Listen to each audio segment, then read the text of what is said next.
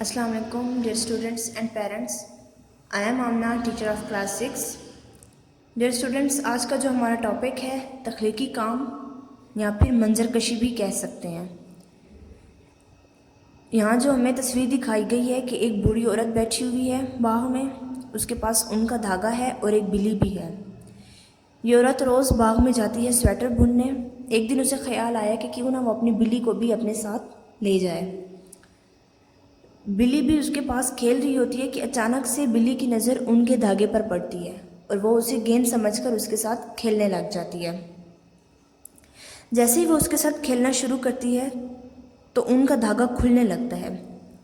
بلی گیند سمجھتے ہوئے اس کے پیچھے بھاگ پڑی. کچھ دور جا کر دھاگا ختم ہو گیا. بلی بھی حیران ہو گئی, یہاں وہاں ڈھونڈتی رہی کہ ابھی جو گیند تھی وہ کہاں غائب ہو گئی ہے, مگر اسے وہ گیند نہ ملی کیونکہ وہ تو کوئی گیند نہیں تھی, وہ ان کا دھاگا تھا. اس لیے کہتے ہیں کہ ہر چمکتی ہوئی چیز کو سونا نہیں سمجھتے.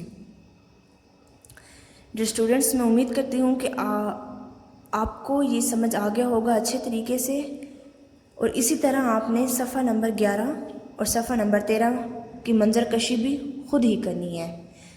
نیٹ اینڈ کلین لکھنا ہے, بالکل صاف, آسان اور سادہ الفاظ میں لکھنا ہے تاکہ آپ کو جو آپ لکھ رہے ہو وہ آپ کو اچھے سے سمجھ آئے. Thank you so much.